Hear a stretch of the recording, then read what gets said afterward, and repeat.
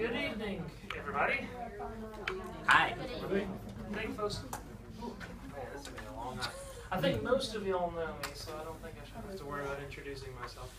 But, so we're going to be talking about faith and reason over the next few weeks. I've got a handout in your folders that'll give you an idea of what we're talking about and when, and some objectives for the class that I'm going to try to bring out for you guys. So as it says, I've titled this class Faith and Reason, a Survey of Christian Evidences. Just to start out, I guess, to make sure we have a good baseline of expectations. Let's see. This is the first lesson, apologetics, what, why, and how. All right. So, can anyone tell me what a survey is? Kind of like a sampling. Okay.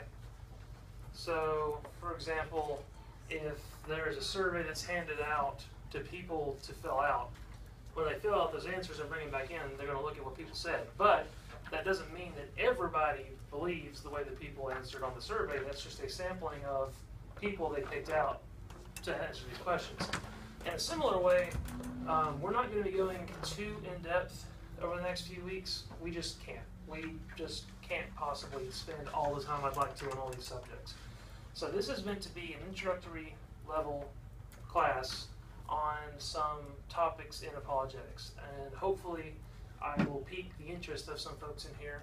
If there's interest, I'm willing to expand practically any of these topics on your sheet into its own class, if people want it. So, some objectives. My primary objective for this class is to equip you guys. And by that, I mean to give you the resources and the means and the knowledge to be able to apply the things we're talking about, to take them out and give them to other people, to supplement the work you're doing for Christ. This is not something that I just want you guys to kind of take in and then, maybe forget when we leave the building or something that doesn't stick with you. So I want to make sure that this is useful for you beyond just the next 13 weeks. But a secondary objective, and kind of more of a selfish objective, is to engage people. And by that I mean to develop an interest, to spark some discussion. And hopefully, that gives you opportunities to maybe learn something you didn't know when you came in, and maybe present some opportunities here at Midway for additional studies, additional work, whatever it may be in this area. If you haven't been paying attention lately, I think Midway is entering an exciting time. We've got a lot of stuff going on. We've got a lot of new projects going on that a lot of people have stepped up and started, in addition to the ones we've had going for a while that are going strong. And this is going to be my contribution to that movement. This is what I want to give to Midway out of what I can do. This is kind of my arena, hopefully. The class format, as I said, we're going to do one topic per week, starting in week 3. This week is going to be an introduction. Next week is going to build some basics and some background knowledge for what we're going to be doing the rest of the time. So starting in week 3, we're going to be covering one topic per week. And I want to have some discussion. I need to learn how time's going to go, though, because I don't want to go over, but I also want to have good opportunity for discussion in class. So I'm going to have to feel that out with you guys as we go. So please be patient. But also some written work. If you'll notice in your folder, there's a second sheet. And that second sheet has a couple of questions on it. So what I want to do is leave you guys with something to think about and something to ponder about after class for the next week. What we're going to do is I'm going to give out one of these every week. And it's going to have 3 questions on it pertaining to what we talked about that night. At any point during the next week, you can answer these questions. I'm going to try to make as many of them directly Bible verse based, so it gives you an opportunity to put in some personal study and make that maybe some of your daily Bible study that you're working on. And then the next week, you bring back the sheet with the answers, preferably in your folder, but whatever, and we'll talk about those answers. We'll take maybe 5 or 10 minutes out of the beginning of the next week's class to discuss the answers to last week's questions. This is totally optional. You do not have to do this, and you're not going to penalized, I'm not grading or anything for not doing it, but it's an opportunity, another opportunity. I want to give you guys as many opportunities as I can to get deeper into this kind of stuff. In addition, obviously your folder has paper in it. I handed out pens. If you want to take notes, feel free to. You don't have to. It's up to you. I want you to be able to put in as much as you want or as little as you want, no matter what scale you lie on, so that you can get whatever you're expecting out of this class. A couple of special notes. I meant to have a box up here. I don't have it with me, but I'm going to try to get like a suggestion box or whatever to put up here for people to put comments in. I want your feedback. I really want your feedback on how I'm doing, how the class is going for you, what approaches work, what doesn't work. It's not a compliment box. I'm not looking for compliments. I'm looking for feedback. If you like something, that's fine. Just tell me why you like it, what worked well. And if you don't like something, that's fine too. Just let me know why so that I can fix it or I can modify it. All right, so first question of the night. What is apologetics? Anybody want to give me a personal definition of what is apologetics?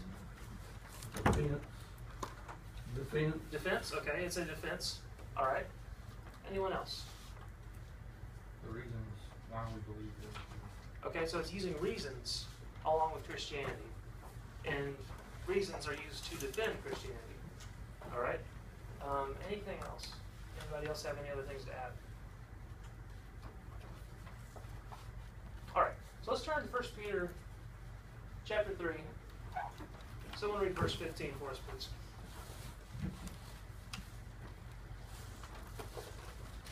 First Peter chapter 3. Sanctify the Lord God in your hearts and be ready always to give an answer to every man that asks you a reason of the hope that is in you and with meekness and fear. All right. So give a reason when someone asks you for this hope. Be able to defend your hope.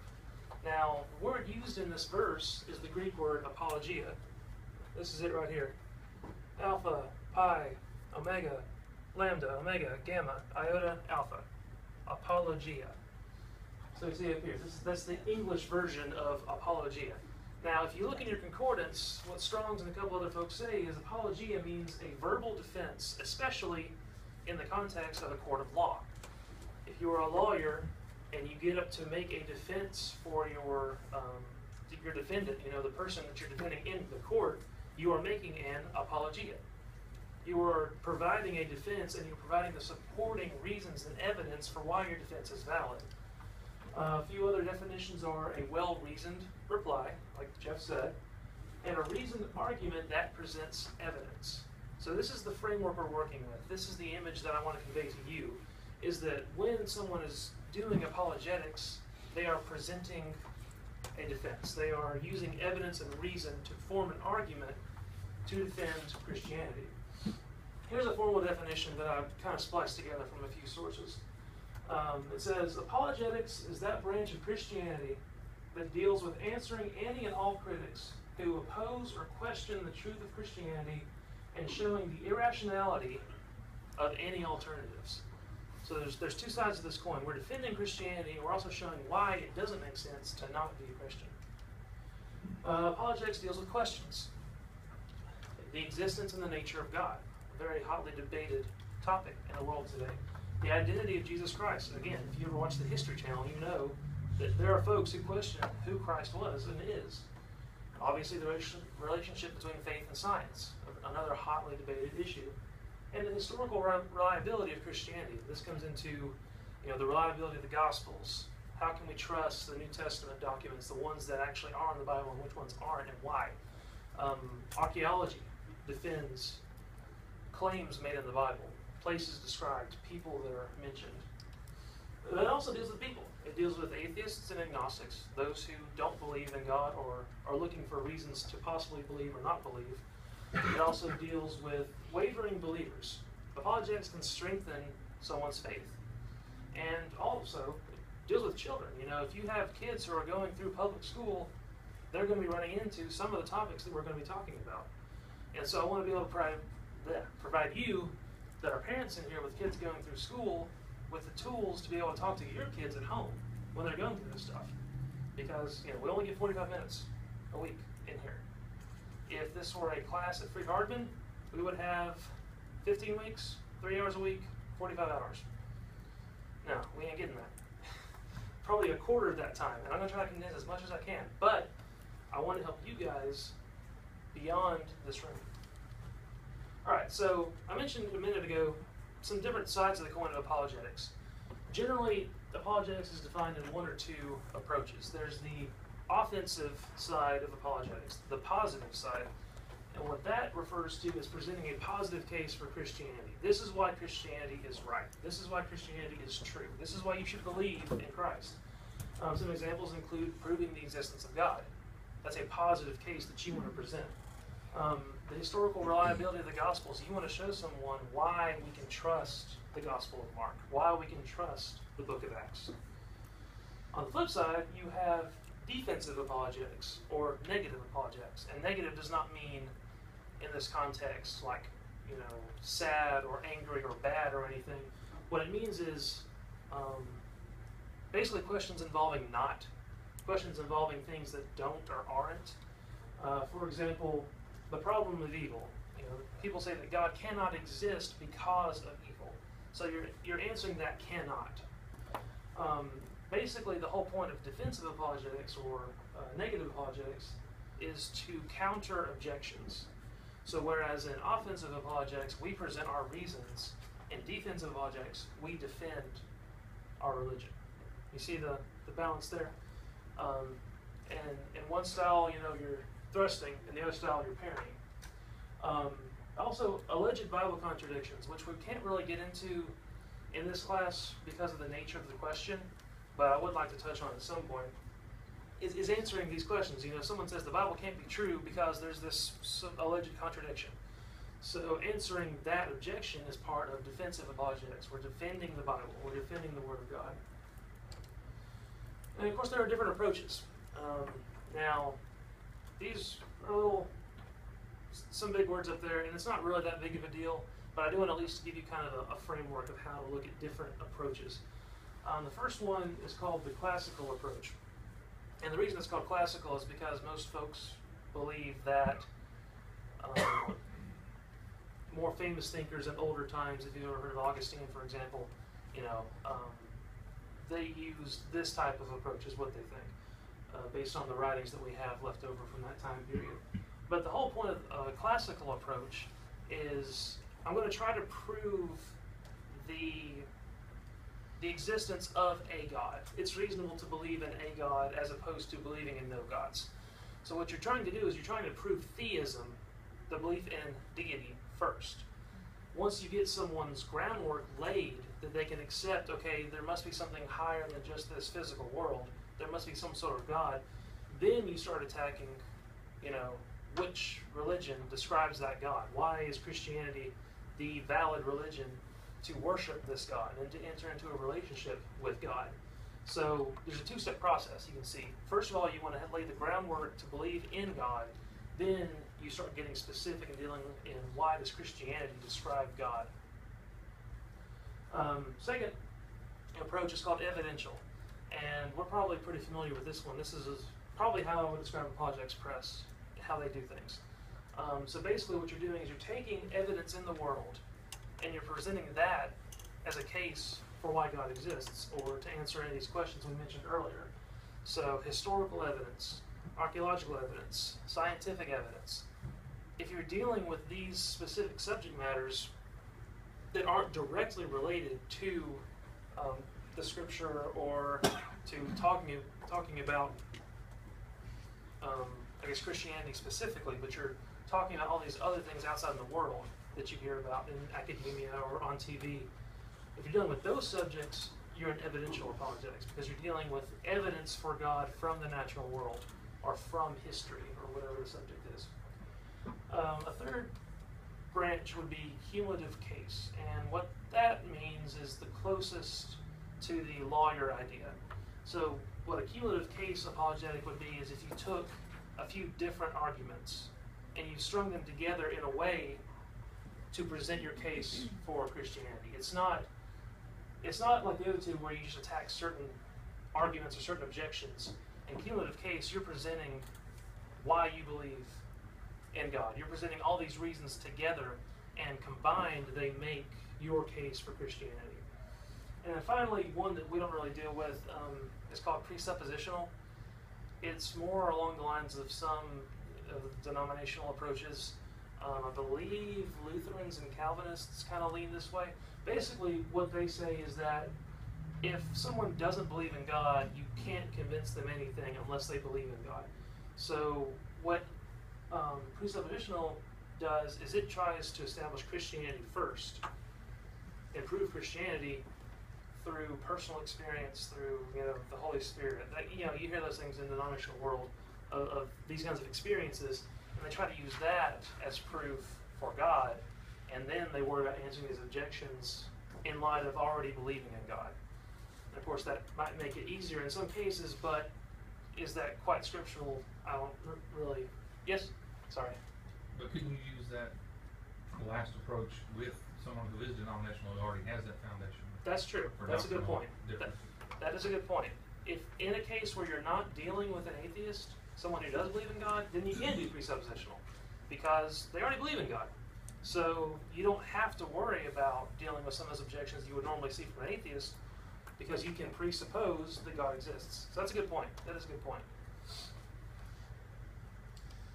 All right. So why do we need apologetics? What's the point? What's the use? Why does it matter? And unfortunately, this is a bigger question, at least in some circles, than it should be. I think we probably have a better, we the Lord's Church, has a better history of that than other groups. When you run into some of the denominational world where you see, experience-based and worship as being as entertainment and everything, you don't see heavy jumping into the scripture or heavy jumping into this kind of research. I think we have a better culture for it in the Lord's Church, but I do think it's still a problem in some places with some people about, why does it matter to know these things? Why does it matter to study these things and give time to them? So I want to present a case to you for why to be in here. So for one thing, there have been changes in Western thinking. And by Western, I mean Europe, America, basically not Middle East, not China. Our thinking that comes from Europe that came over way back in Columbus's day. Before the Enlightenment, which was in the 1800s, probably remember from history class, it was God-centered. If you look back at even the famous scientists from the day, they were centered in God in their studies. Galileo believed in God. Newton believed in God. Back then, science was a way to explore God's creation and to come to know Him in a way that you couldn't normally know Him. However, when you come into the Enlightenment era, you have a lot more philosophers going about presenting more radical ideas, and you get this increased secularism, the belief that the world is all there is, that's all that matters, there is no God, no basis in religion. So as this secularism grew and expanded, we kind of got to where we are today in the modern era, where Christianity as a whole is dismissed by popular culture, by the average person. Maybe some things about it might be nice. It might have some good values. Jesus probably was a good person, but that's as far as you get. And it has its roots back in the day when those thoughts came around. The problem is that we've been influenced by culture instead of influencing culture. Back when these attacks started coming, Christianity as a whole, but by that I mean anyone who claims to follow Christ, did not respond to those challenges. We shrank away. We slumped back to our church buildings and stopped debating in the public square. We stopped debating in the schools.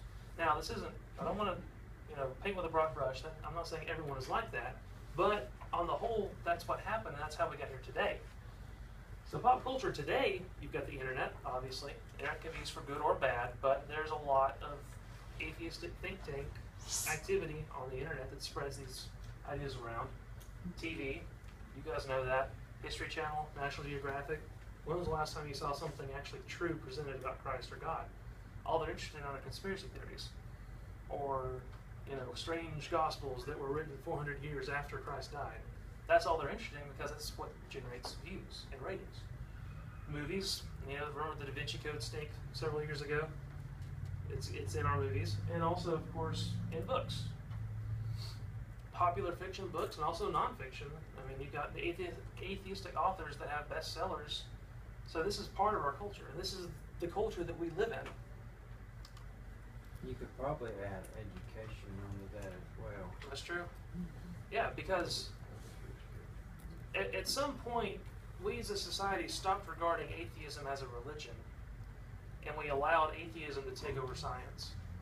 And when that happened in our schools, when we said we were teaching science, we allowed atheism to replace science. So now atheists have a platform in public education that we're not allowed to have officially.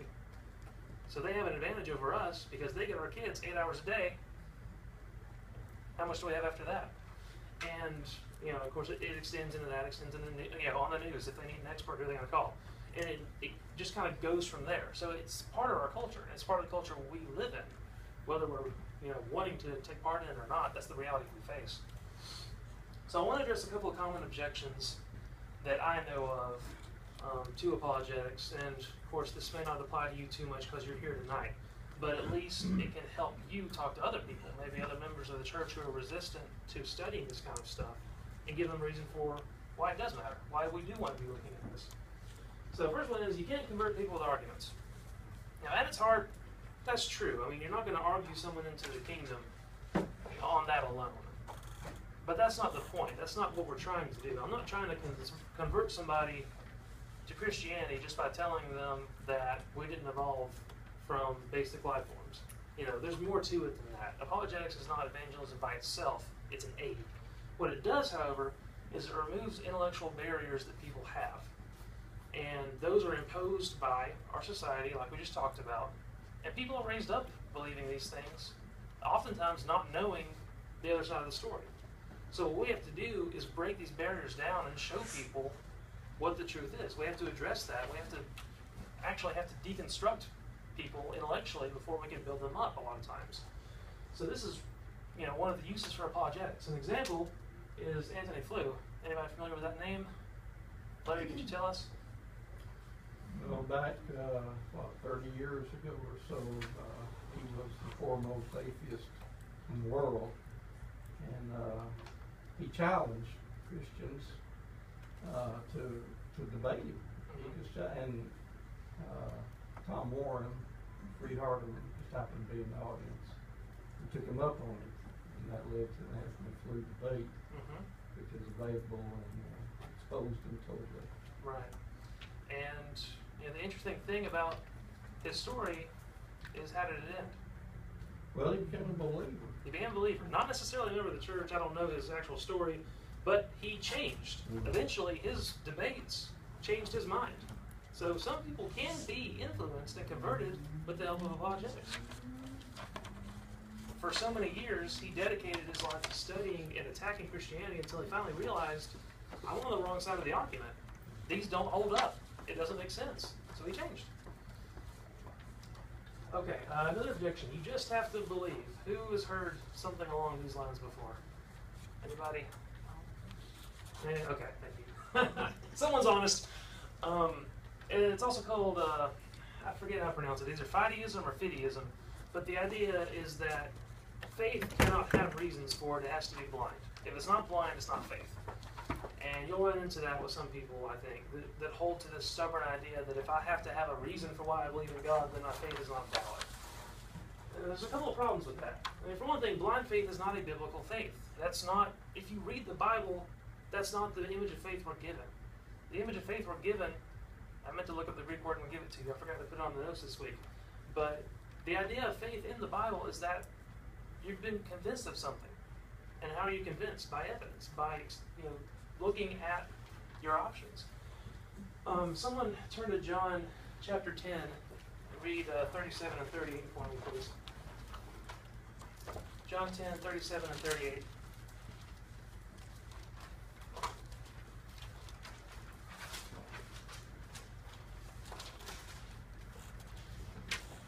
If I do not the works of my Father, believe me not. But if I do, though ye believe me not, believe the works, that you may know and believe that the Father is in me and I in him.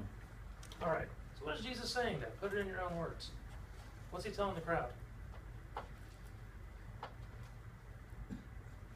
If I don't do what God tells me to, don't believe me. That's true. And now then what does he follow up with?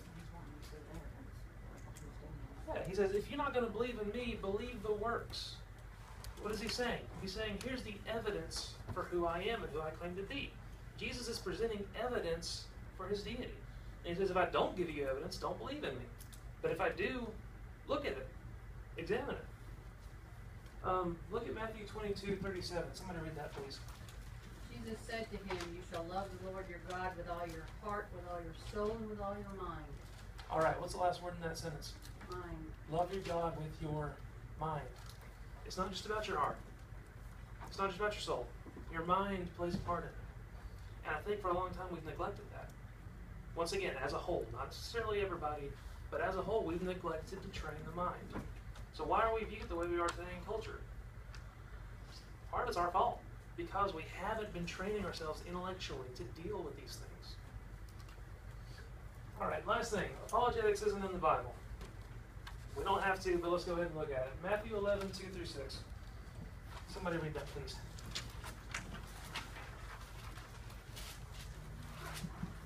I know it's hot, I'm sorry. And when John heard in prison about the deeds of Christ, he sent word by his disciples and said to him, are you the one who is to come, or shall we look for another? Jesus said to them, go and tell John what you hear and see. The blind receive their sight, the lame walk, lepers are cleansed, and the deaf hear, the dead are raised up, and before good news preached to them. Blessed is the one who is not offended by me. Okay, so let's pull a Bobby Brown here. Jesus says, just have faith. I'm who I say I am. No. What does he say to John? Or what does he say to tell John? Believe what you see. Yeah. Tell him what you see. Tell him what's going on. This is evidence. This is proof for who I am. This will give him courage. John wants to know, hey, are you Jesus or not? Are you the Christ? And Jesus says, tell him of the works. Show him what's going on. Give him evidence. Acts 17, 22 through 30. Let's read that real quick too. Acts 17, 22 through 30.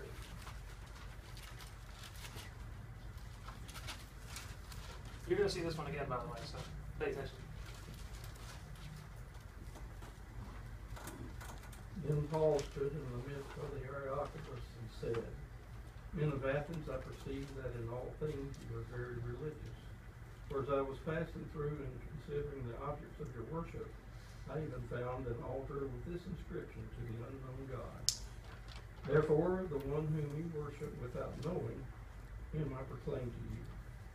God who, through 30? Yes. Okay.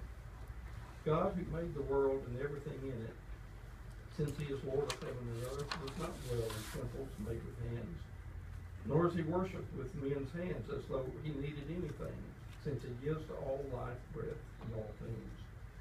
And he has made from one blood every nation of men to dwell on the face of the earth, and has determined their pre-appointed times and the boundaries of their dwellings, so that they should seek the Lord in the hope that they might grope for him and find him, though he is not far from each one of us.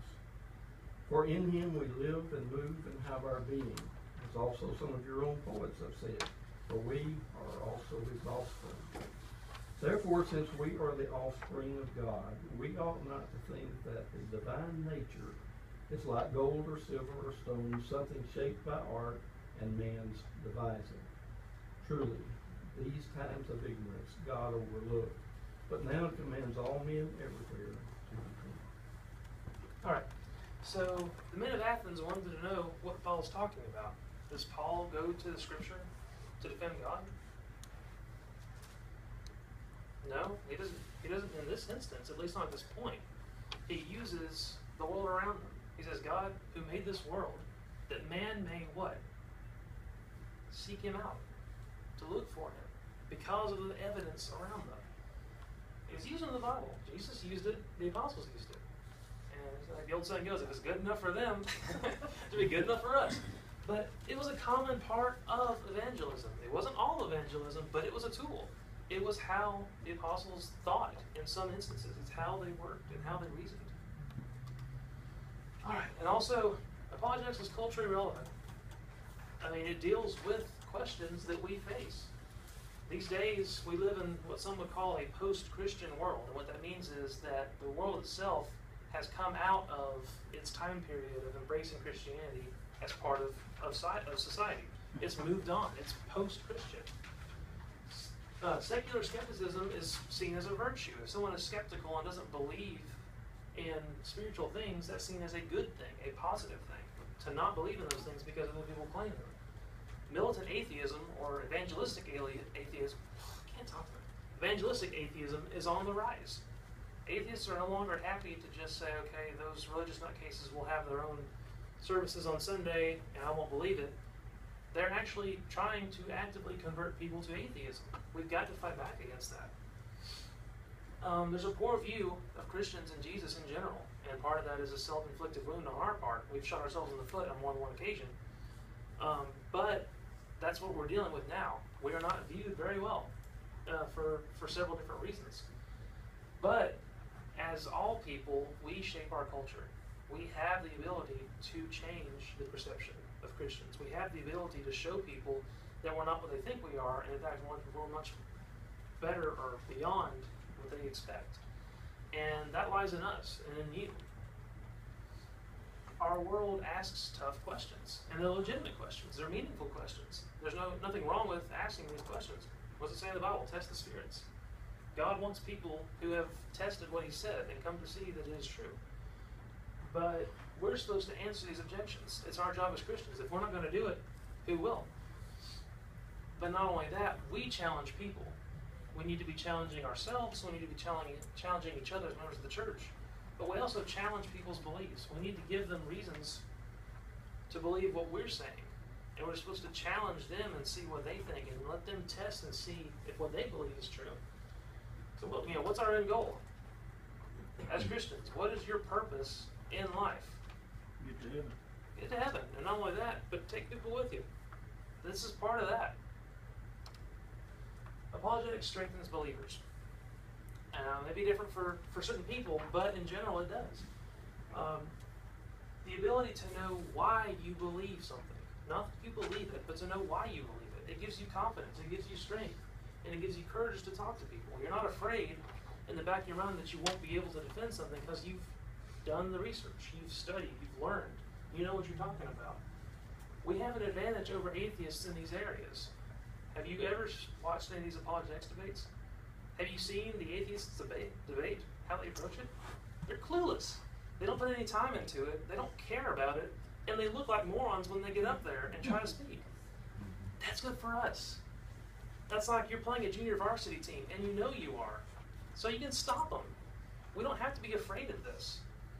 And even if they were prepared, we still have a God who's on our side, and we can still answer these things. But they're making our job easy. We've got to pounce on it. That's our responsibility to go in and take advantage of it.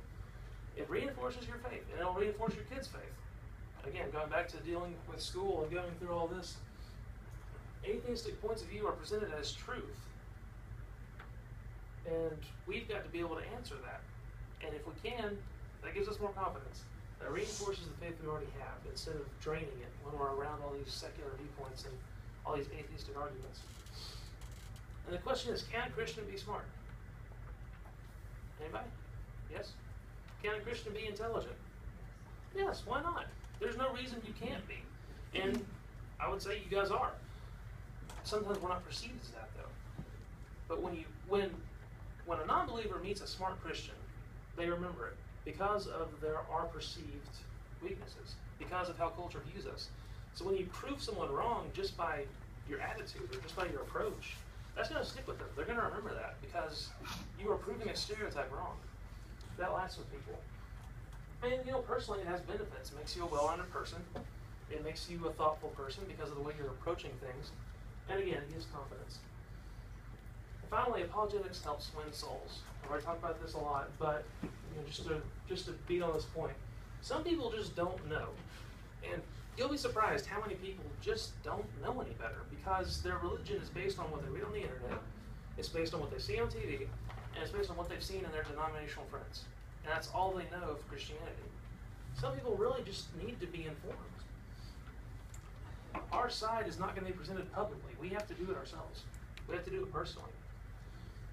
And some people need to face the facts because some people haven't while they may have looked into some things, they haven't looked into them as deeply as they should. Sometimes skepticism is used as a wall around the heart. And by that, I mean some people will use these reasoned arguments, but they're not actually intellectually committed. It's something deeper. It's something emotional. It's something in their background. It's something that has drawn them to atheism or whatever it is. And they're using these intellectual arguments as a shield to help, to keep them from having to deal with that. So if you break down those barriers, you can get to what the real problem is and help someone. Now, apologetics may or may not have a great impact. Sometimes it'll have little effect depending on the person you're talking to. However, even if one person is saved by your efforts, it's all worth it. And even if not, you've still benefited. But it provides an intellectual foundation for what we do and why we do it.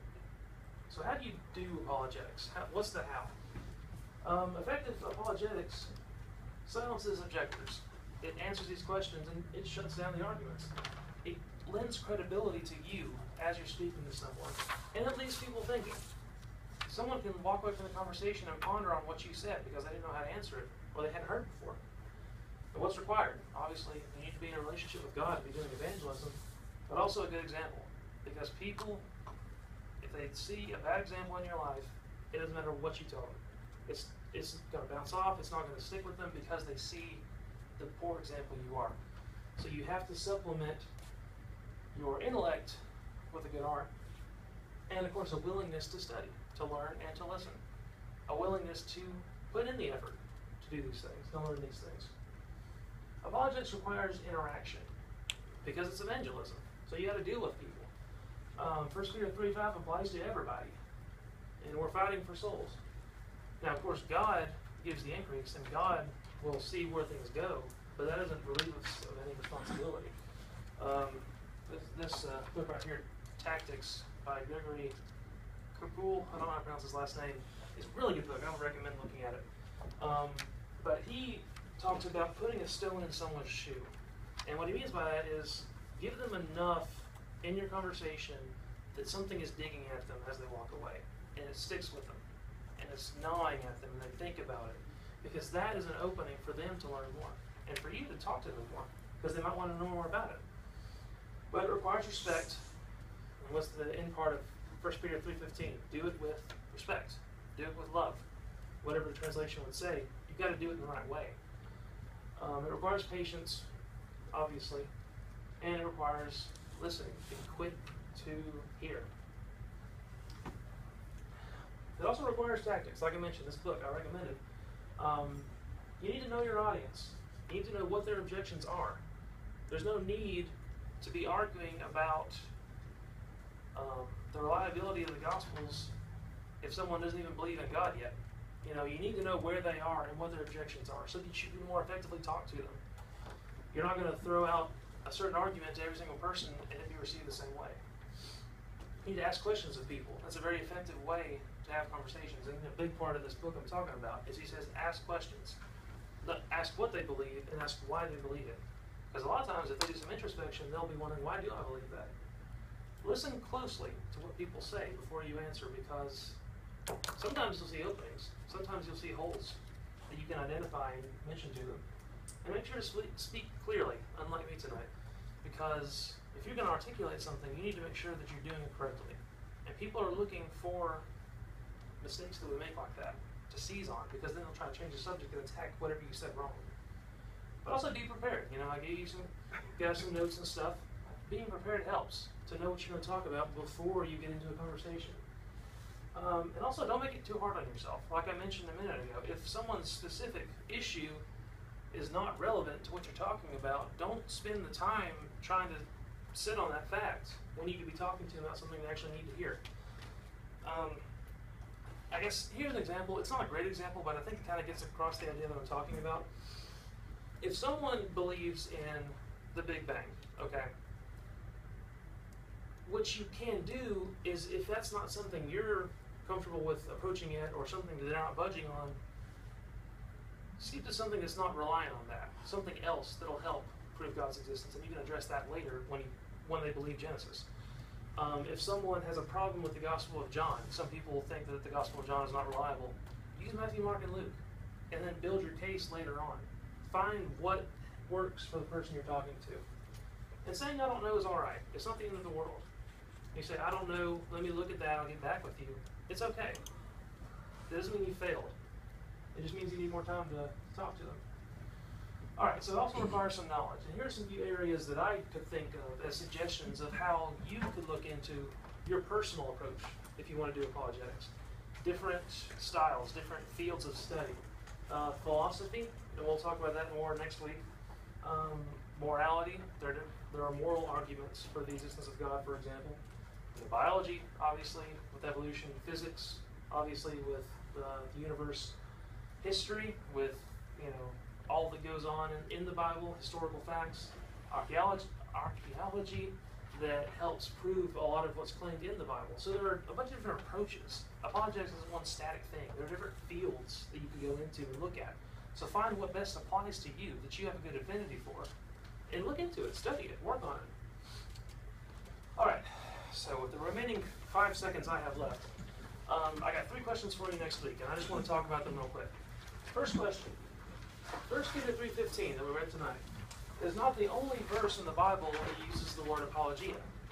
So what I'd like for you to do is, using the internet or concordance or something, go find another verse that uses apologia. See what it says and read through the verse. And find out, what is it saying? What's your translation saying about it in this verse? What does apologia mean in this context? And how does that relate to what we're talking about tonight? So I think there's about 7 or 8 verses that mention apologia. So go look one of those up and see what it has to do with what we're talking about tonight. See how it relates. Second question, why do you think some Christians today avoid the study of apologetics? Now, we talked about that a little bit, but I want your personal opinion on this. And then, what reasons would you give to encourage someone to study it? Now, you see there's a little bit of play in this, because what I'm asking you to do is provide an apologetic for apologetics. You see? Third question. We read this earlier. While speaking to the crowd in Athens in Acts 17:28, Paul quotes Epimenides and Aratus, 2 Greek, and that means pagan, philosophers. Why would Paul quote pagans while presenting the gospel of Jesus Christ? And then how could you use this approach when speaking to a non-Christian, for example, a Muslim, today? Look at what he says and why he says it, and think about it a little bit, and then see, how can I apply that? All right, so before we end, I've got some resources to show to you guys. Is it good to go? Okay. So our wonderful tech guy, Martin, has presented. Why is it not editing out? I'll just close it up with that. Alright. Martin and I were collaborating last night. We have a new tab on the website. So if you go to classes, we now have a classes button on Midway's website. If you hit classes, it's going to take you to a mostly empty page right now. But we have our own page.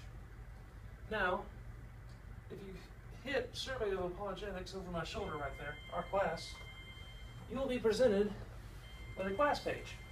What we have here, we're going to have this for every week, is a download link for the notes I just gave you, if you want to review it, for example. Also, if you lose the assignment or if you wanted to give some to somebody or anything like that, you can download that as well. If you missed a week, you can download these. And also, assuming it works out okay, we're going to be putting up audio and video of each class. So if you miss a week, you can watch the video or listen to the audio and catch up. Once again, optional. All this is just for you guys. I want to give you resources.